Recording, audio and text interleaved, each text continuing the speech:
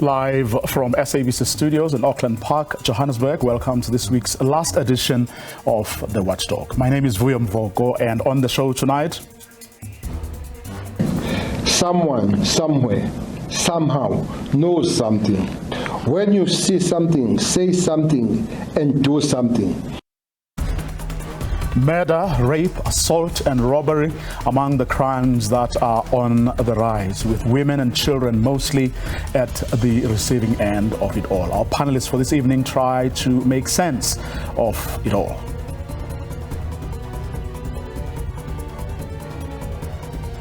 And Rand Water launches a new megaliter reservoir, but how far will it go in solving Gauteng's water problems? Rand Water CEO is my other guest. We also look at the water situation in parts of the Western Cape, where the water minister today visited. The Watchdog starts now.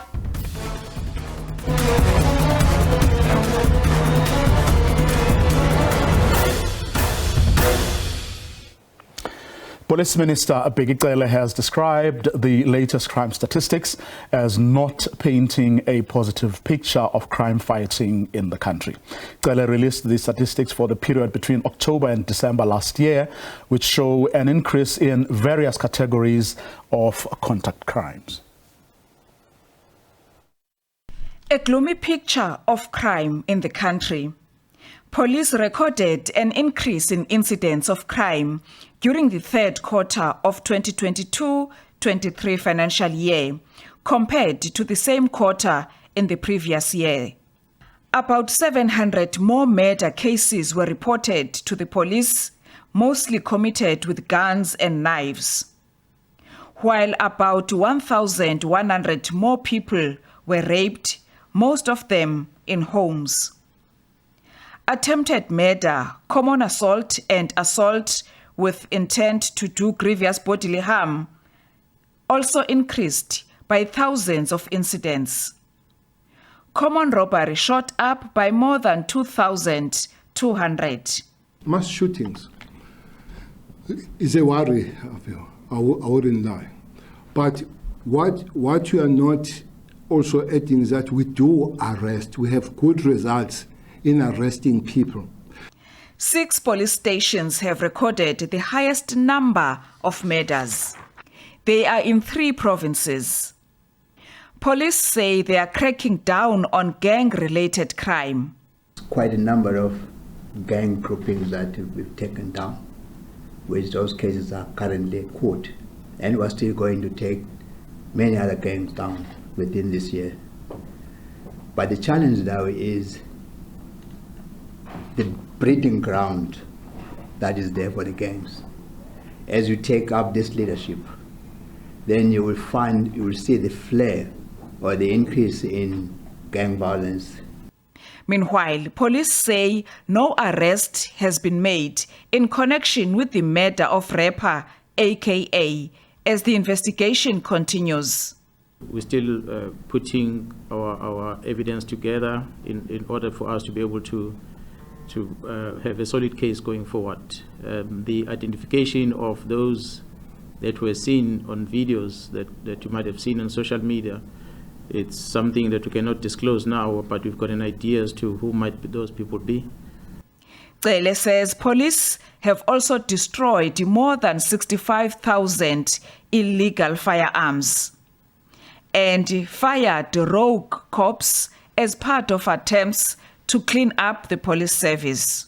He says the campaign to detect and remove illegal firearms and ammunition is being intensified, whilst legislation to address the availability of guns in communities is underway. Lula Mamakya, SABC News, Parliament. To help us make sense of this rather troubling situation, please welcome our panelists for this evening. On the line, we have Dr. Jean Redpath, a senior researcher at the University of the Western Cape's Dalla Omar Institute. And with me in studio is Professor Ekurhuleni Rakubu. She's the acting HOD, Department of Safety and Security Management at the Tshwane University of Technology. Welcome to both of you. Thanks very much for your time. Thank you for having us. Troubling numbers. Yeah, no, we are in trouble. We're very worrisome. It paints a very bleak future for our country, and a lot has to be taken into consideration. Back to the drawing board for the country. This is just evidence that whatever we said we were doing right, we're definitely not doing right. We need to go back to, for example, the 1996 White Paper on Safety and Security was very clear, and particularly with regard to whose responsibility is it when it comes to crime prevention. Multiple departments were identified and stakeholders, because it was evident in 1996 that SAPS alone cannot deal with issues of crime. And later, 1998, the White Paper on Safety and Security was very particular when it comes to the role of stakeholders, particularly municipalities, because they are strategically placed when it comes to communities. For us to deal with communities, we need local government, we need councillors, because crime alone is not the issue of SAPS alone cannot deal with it, because there are issues of unemployment there. There are issues of health issues that lead to crime, unemployment and so forth. So today, with this magnitude level of criminality in South Africa, we're going back.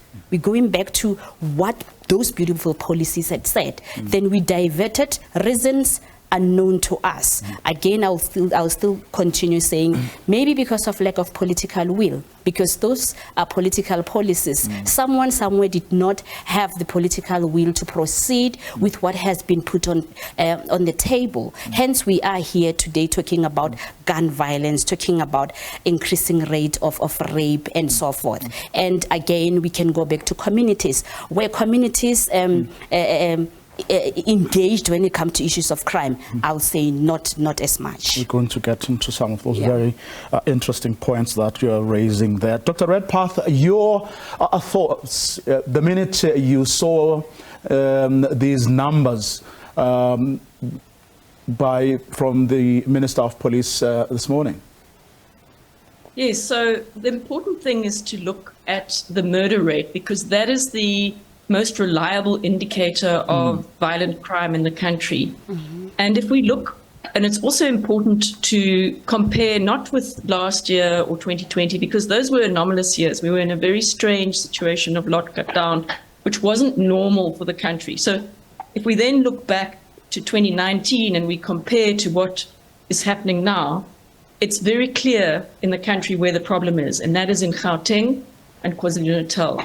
And so our concentration and our resources and our activities need to be really focused on those two provinces. They've had a 40% increase in murder compared to 2019, whereas the country as a whole is sitting on 28%. So we really need to realize that we've got a serious organized crime problem in those two provinces, and we need to pull out all the stops to deal with it. Prof, are you any clearer as to is there a body of evidence out there, that perhaps researchers have come up with outside of the formal sort of government structures, that tells us anything about what lies behind the country's soaring murder rate? I think our government is just not listening. We've got multiple institutes in South Africa that are independent, that have been doing research as far as 1998. And with those policies that I've mentioned, there has been multiple researchers that analyze the discrepancies within those policies. For example, the White Paper on Safety and Security and the National Crime Prevention Strategy. There was a researcher by Mark Shaw in 98, who also identified issues of politics, that we should be wary of politics because they might come into place. Municipalities, if now mandated to take issues of safety, they might not even budget for it because of lack of political will. So there's evidence dating back as 1994 that we need to be wary of which factors. And to date, just before we get to what needs to be done and who did or didn't do what, what I'm trying to understand is, first, are we any clearer about what lies behind or what promotes, this culture? In other words, trying to establish a causal relationship first before Yes. we can talk solutions. Yes, we do, because remember, in South Africa, we have a long-standing history of violence that we are aware of, long-standing issues of unemployment, long-standing issues of child-headed household, long-standing issues with rape and radio silence when it comes to safety, particularly with critical institutions like municipalities. We know unemployment, youth rumoring around the streets. That is just an indicator that we might have a problem. And availability of guns, for example. South Africa knows that there are multiple guns, illegal guns, and the influx of illegal guns in South Africa. Today we can't be saying we are shocked to the rate of violence when we know pool of illegal guns and the challenge with South Africa's strategy when it comes to, remember they were talking of amnesties, that did not work. Now they're talking of organized crime network. Do we have at least a strategy when it comes to organized crime? We don't. Even to date, we don't have a breakdown when you check the statistics when it comes to murder relating to gun or murder due to gun violence. There's no breakdown. And now, since there's no breakdown, how do you go back to tackle that when it's not even clear with this death, with this murder? What and where did the gun play a role? So that when we plan, we can be very particular and address the root cause. But long-standing issue of unemployment, patriarchal issues that also relates to issues of rape and so forth have not been addressed. And evidence is there. Multiple researches. Universities are very busy. They produce theses and dissertations on a daily basis when it comes to what causes crime in South Africa. It requires a political will, an ear from relevant offices to see to it that crime has evolved. And as much as crime evolved, policing has to be evolved, because they police as if we're dealing with the crime in 1994. Criminals are now very much clever than before. They are rational thinker and they check the circumstances in South Africa. Issues of load shedding. Now for a criminal to attack me, they know I don't have lights and I don't have certain equipment that I use to protect myself. So now government needs to be on par with the level of criminality. Dr. Redpath, I mean, do we know what lies behind these murder rates? Yes, I would agree with Prof that, politics also has played a very big part, especially in provinces like KZN, where people are killing each other just because one wants to ascend and occupy a position that may mean the difference, between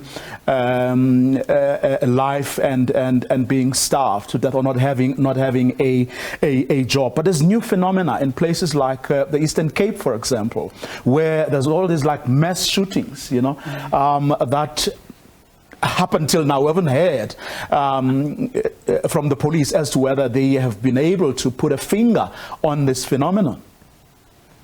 So I think we need to bear in mind the broader picture of the pattern or the trends of crime that we've seen in South Africa. So we had a very high violence in 1994, 95, 96, 97, 98, political killings, particularly in KwaZulu-Natal, particularly in Gauteng. And then around 2003, things started to get better. And slowly, the murder rate came down. And around 2010, 2011, we hit our all-time low of the murder rate. And then we saw it start to pick up after that time. COVID, we had these 2 anomalous years. There was a little bit of a reduction just before COVID. It was looking like things were starting to improve again. But post the lockdown, we've had this absolutely massive increase. So there are a number of factors at play here. So there's the broader trend. What is that related to? So it's related to the broader trend of the country as a whole. We know that the years from 2010 to 2019 were essentially lost years.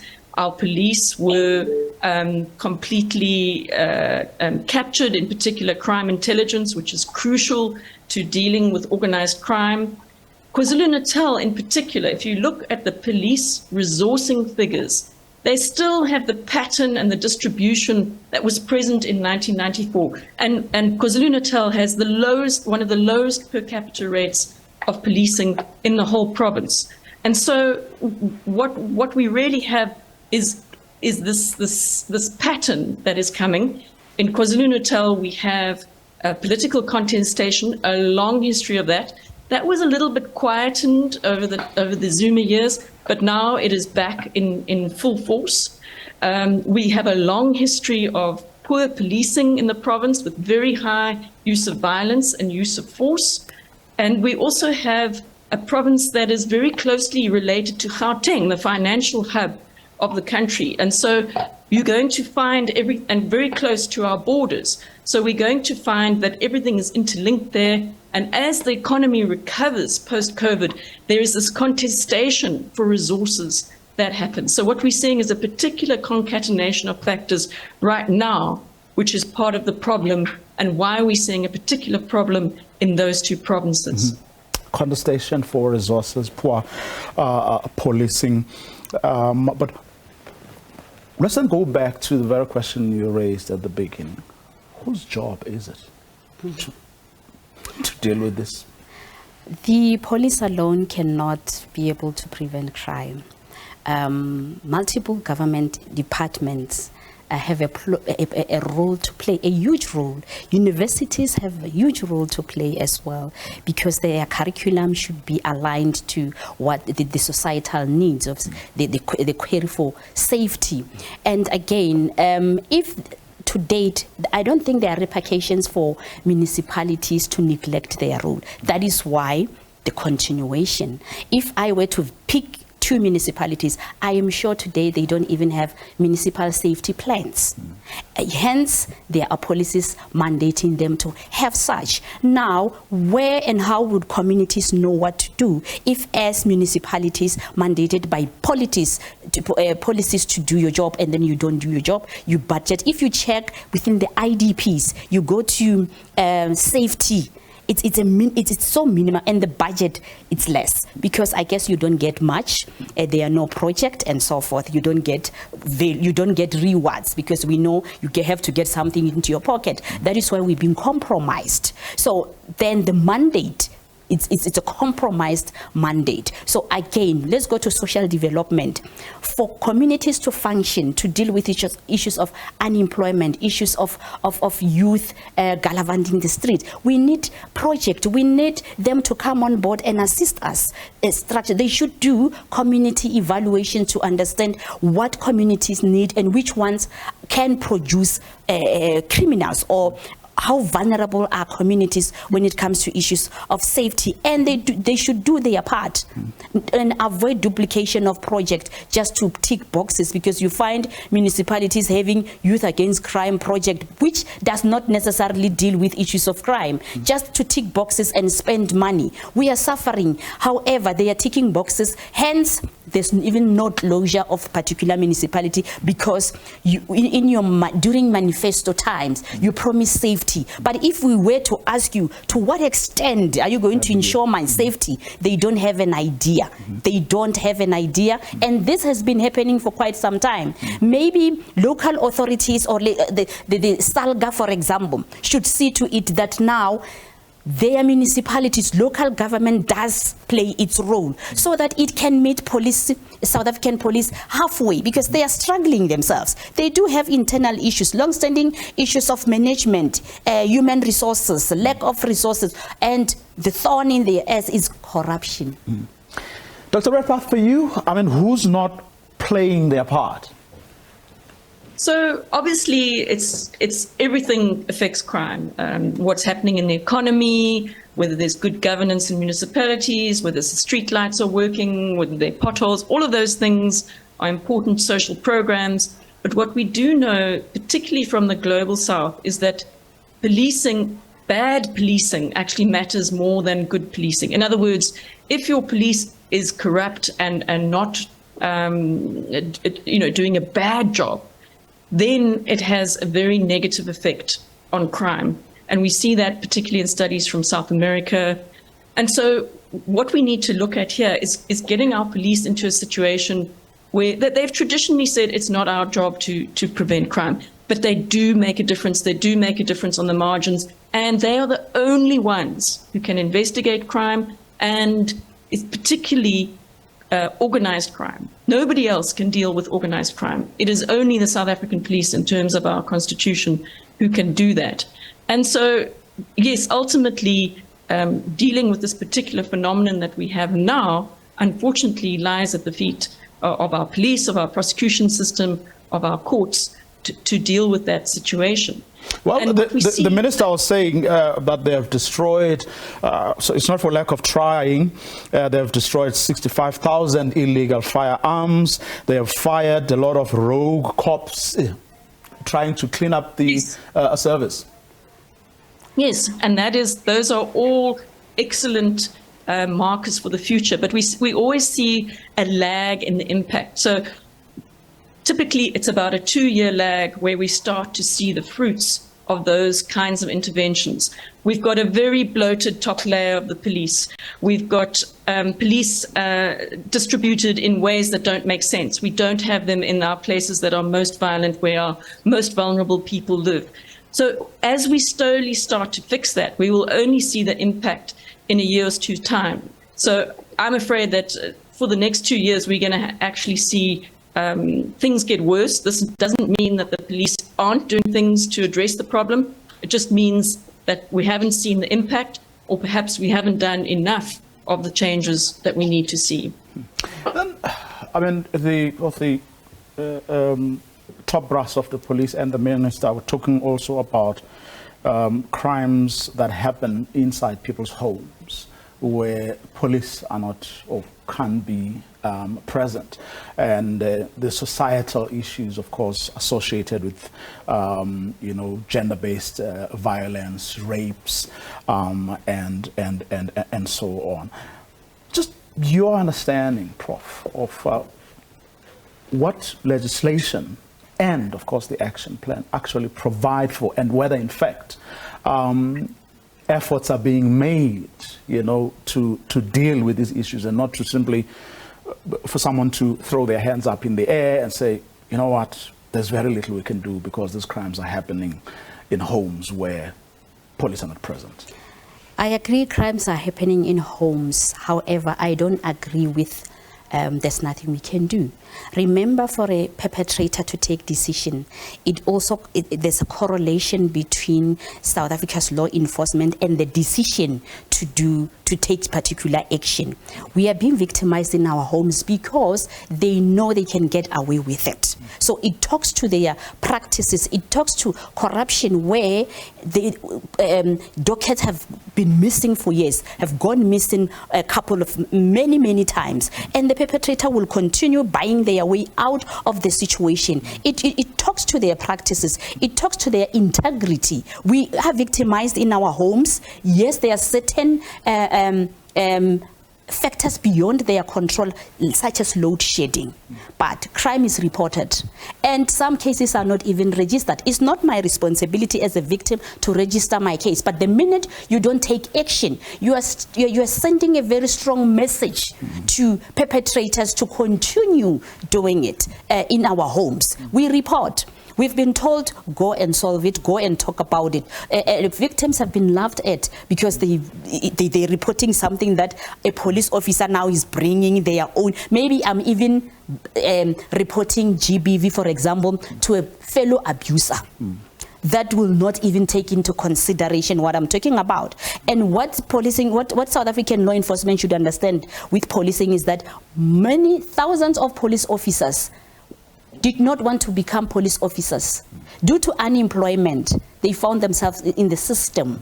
Do you expect such people that wanted to be engineers and doctors, do you expect them to respond accordingly? Because policing should be a calling so that you can extend your hand beyond and understand and carry with integrity the values that are required in that environment. So we do report, however, their culture correlates, their system correlates with the decision taken by criminals in the country. Now, to correct that, I mean, there's these stations that pop up as police stations with with the highest murder rates, and you find that some of them feature quite frequently whenever these numbers are released. What can be said about the police hierarchy and whether it is actually able to, not only monitor, I mean, these stations, but make sure that these particular areas are adequately resourced and the performance of the people who run and who are part of this or who are working at these stations is actually, monitored. Perhaps it could tell us, it could, enlighten us as to why more stations or certain stations are less effective in their management of crime compared to others. So, the stations that typically appear in the top 30 are extremely large population areas of 200,000 to 300,000 people.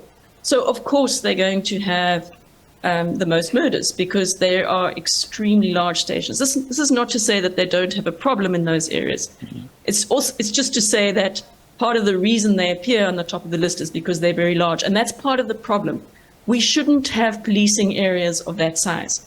We should have policing areas of 50,000 people. That's a manageable number of people to police under a particular command and control. Secondly, the way the current formula around the way police's resources are allocated, the result is that places which have large informal areas, particularly with poor people in them, they end up having a lower per capita resourcing rate than areas which are more formal in nature. Because of the way the formula works, there are 150 factors that relate to formal areas and there are only 50 that relate to informal areas. It's a very complicated formula, but the result is that you end up, and it's particularly perverse in the Western Cape, where you actually have an inverse relationship where per capita resourcing is higher in low murder rate areas than it is in high murder rate areas. And this is something that is there's been a court case, and the SABC has resisted the encouragement to change. There was an equality court judgment which found that there was inequality in the way in which the resources were allocated.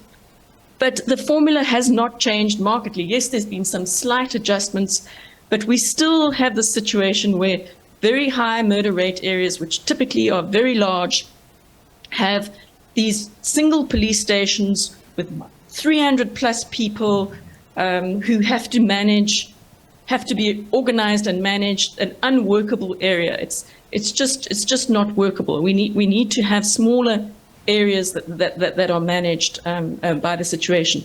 So, for example, Nyanga used to be at the top of the list. The reason it's not at the top of the list anymore is because Samora Machel was created out of Nyanga, and suddenly Nyanga didn't have 300,000 people, it only had 200 and something thousand.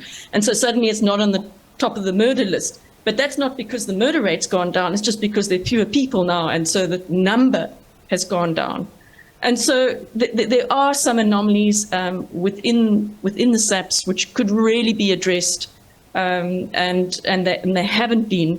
And so there is still room for improvement, for better ways of doing things. The other thing is that very few people are allocated in a particular police station to visible policing, to actually being on the streets and being visible.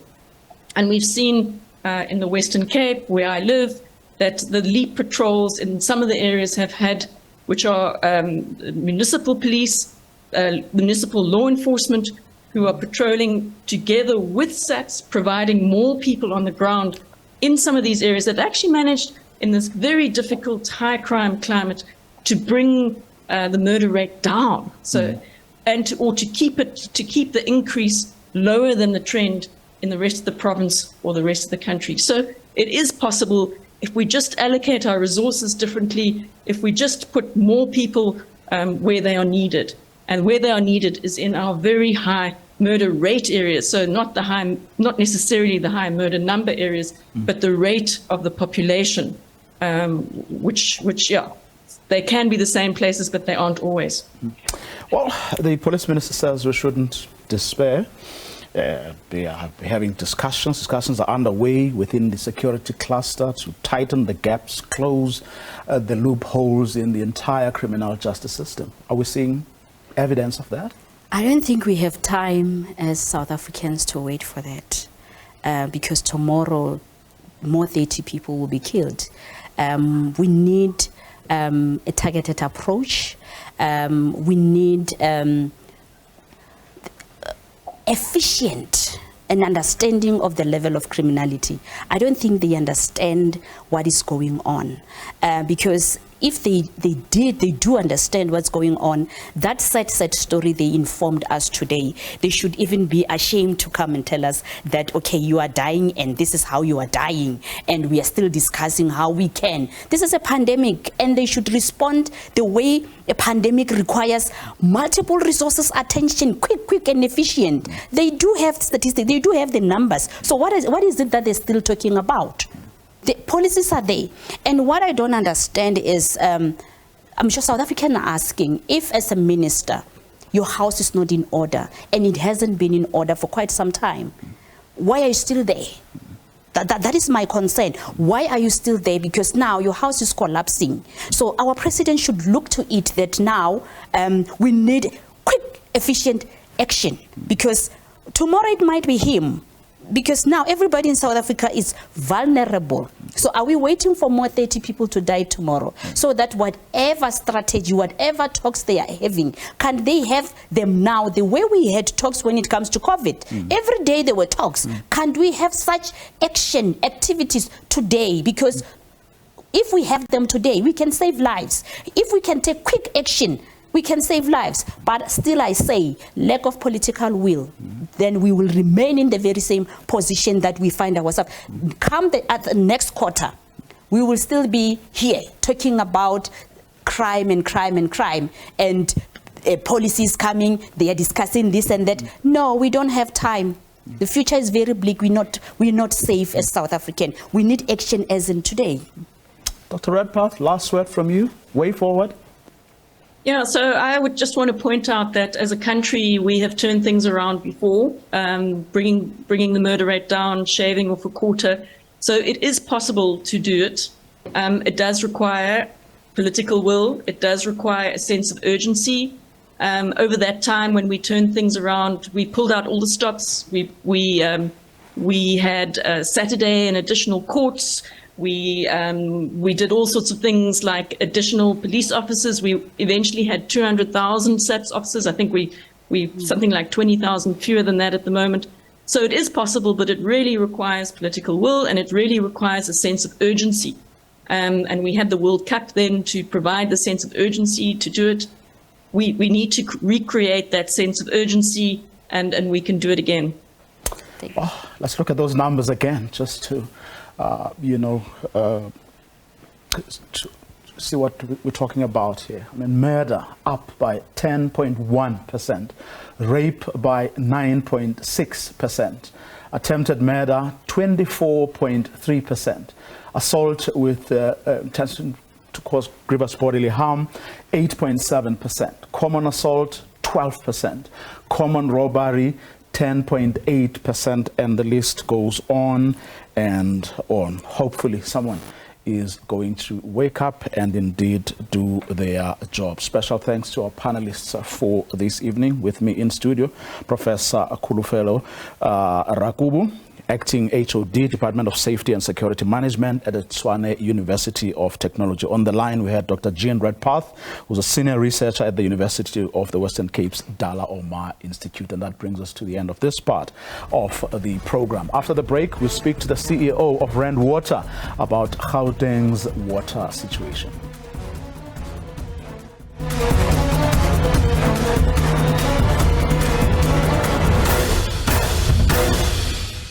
Welcome back. And from crime, we're now going to talk about water. Rand Water has unveiled a newly built 210 megaliter reservoir in the city of Ekurhuleni. The Vlakfontein Reservoir is the largest cylindrical and circular reservoir in South Africa. It is one of the reservoirs Rand Water is currently building as part of the effort to augment water storage infrastructure across its area of supply. To tell us all about it, but also to appraise us about the province's water situation, is the CEO of Rand Water, Sipho Mosai. Mr. Mosai, good evening. Thanks very much for your time. Talk to us first about this facility and the difference that it is hopefully going to make in the province's water situation. Yeah, good evening, Vio. Thank you so much for having us. I must say it is with extreme excitement that I'm happy to report to you and your viewers that today we were cutting a ribbon of a newly constructed and completed 210 megaliter storage reservoir in a farm called Vlakfontein in Ekurhuleni, as you rightfully indicated. This will give us an additional 24-hour water storage. As you and I have been having discussions in the last few weeks, one of the challenges that characterize water supply in Gauteng and parts of Mpumalanga, Free State and Northwest as a result of load shedding and high peak demands is that our reservoir gets to run dry because you're not pumping. So this infrastructure will enable us to have that, if like, water retention for an additional 24 hours. It really augments and already or complements an already existing about 58 reservoirs that we have across the length and breadth of our area of operation. Yes, it is the biggest in the world post-tensions, pre-stress concrete reservoir. Essentially, it's unique in a sense that usually when you build this concrete infrastructure, if you use a pre-stressed technique, you first tension the tendons. There are tendons that give the concrete strength, and then you cast your concrete. But this time around, you do it the other way around. You cast your concrete, and then you stress or tension your tendons, which are simply rods in the concrete. So it's the biggest in the world at 210 megaliters. The second biggest is in Saudi Arabia. And indeed, it complements a fleet of the infrastructure that we're putting in place to augment our system going forward.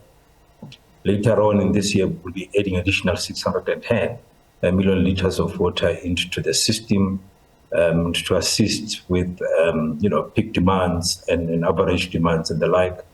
And hopefully, with the myriad of additional pipes that we are going to be adding, will cushion the load shedding challenges that we all experience currently.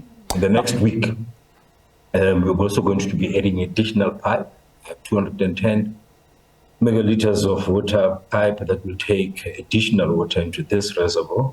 It will not only augment the system, but it will help with the redundancy so that we can be able to take one pipe when we need to maintain while we still supply.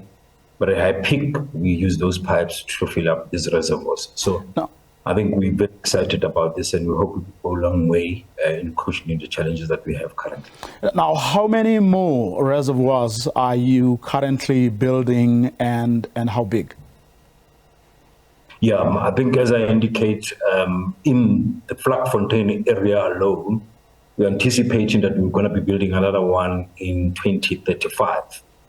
We have what we call a 10-year infrastructure development master plan, where we conceive planned projects way in advance, given the future demand, and we continuously add reservoirs. So in this system alone, by 2035, we're going to be adding the second phase of these reservoirs.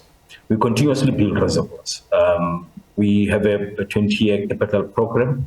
Although most of it will go towards pipelines, about 5% of that will go to reservoirs. So we continuously adding the storage capacity. Reservoirs are important for you in the sense that they store water so that when you are not able to pump water for storage, you are simply recirculating the water to the municipalities that we supply. So it's a fair balance of having pumps, pump stations, augmentation, purification works.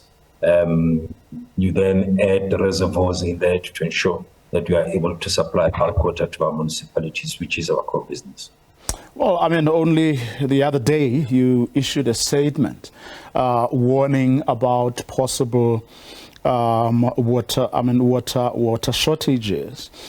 Is it overstating the point if I say that no matter how many reservoirs you're going to build and the pipes, you know, that you're going to add to the current infrastructure, if electricity remains a problem, your efforts are going to come to naught? Yeah, what we're also doing is doing our bit also to get off the grid. We are going to be rolling out about 4 hydropower stations in our value chain. What we do as we reticulate water, whether we pump or gravitate, that water, you know, generates what we call kinetic energy as it moves. So instead of having pressure reducing valves as water hits the reservoir, we're going to be installing turbines. So those turbines will simply convert that kinetic energy into electric energy. So we are doing our bit to also to get off the grid. And the next 2 weeks or so, we're going to be going out in the market looking for independent power producers, wherever they may be, to come on board to actually cushion that.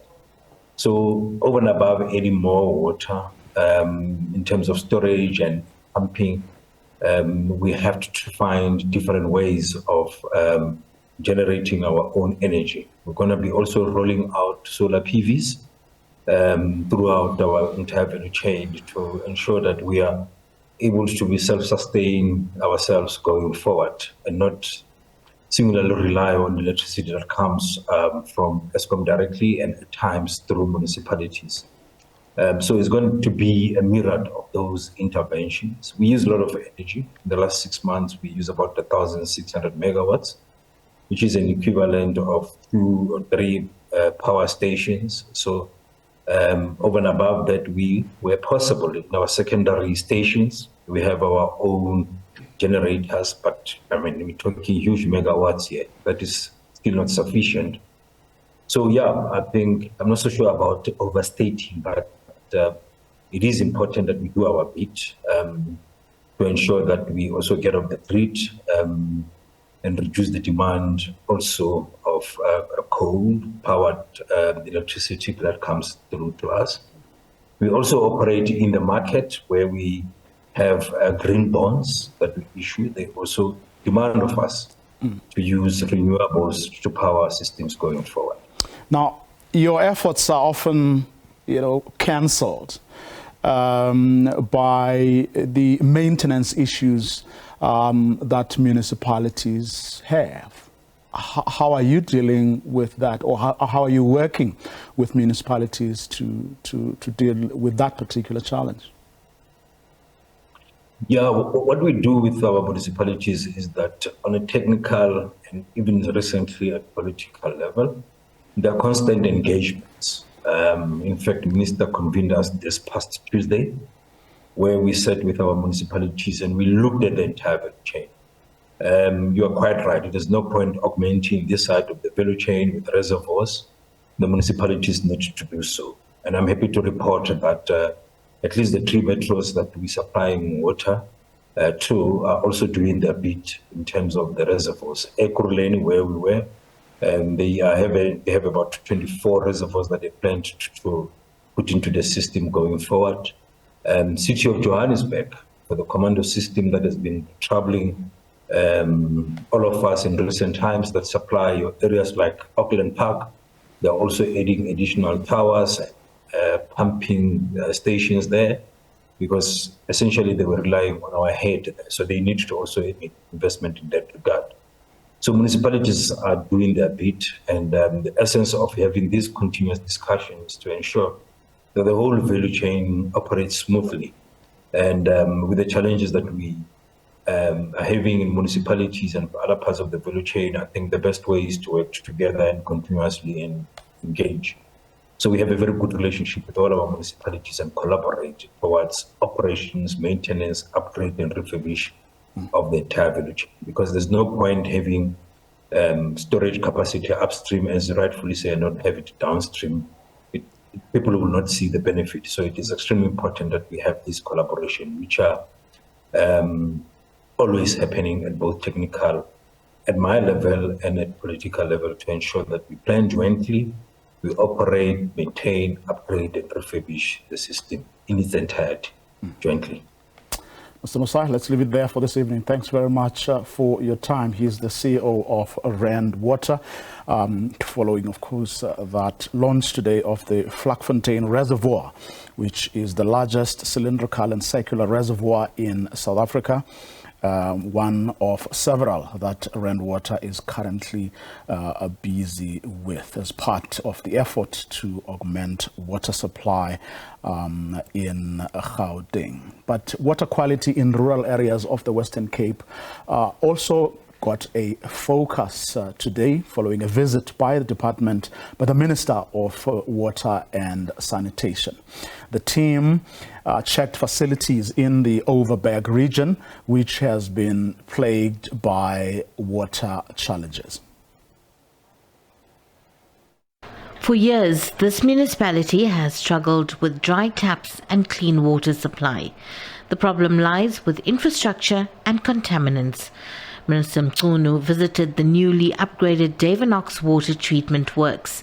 It supplies the town and the surrounding farms. While the upgrades have brought about minor improvements, the major problems persist. At the moment, we are not meeting exactly the demand, and we accept that we need to put ourselves under pressure and be able to meet the demand of those people in Heidelberg. But on the other hand, there's an issue of water quality. That too is being dealt with. There has been a progress that we have seen over a year or so, and it is a continuous problem. The main problem there is aluminium, the high concentration of aluminium, that we need to sort it out. We're on the road of sorting it out, and then we're really let down by the service provider that we have cut ties with, but the determination and the commitment is there to eliminate the water quality issues. Mchunu also did an oversight visit to a new wastewater treatment works in Napier. With a price tag of 24 million rand, this plant will unlock both industrial and housing delivery for the small town. And now with 90% construction is finished here at this site, we can now apply for funding, and so we can now start also with this housing project here in Napier. The investment from the department here, I'm grateful. It's small, but it's one of the best design sites here in the Western Cape. The Overberg Water Board says it will continue working with the department and the municipality to sort out the water issues in Heidelberg. Segwi Chetty, SABC News, Heidelberg in the Western Cape. And that's our show for tonight and for this week. Do join us again on Monday. Have a great weekend.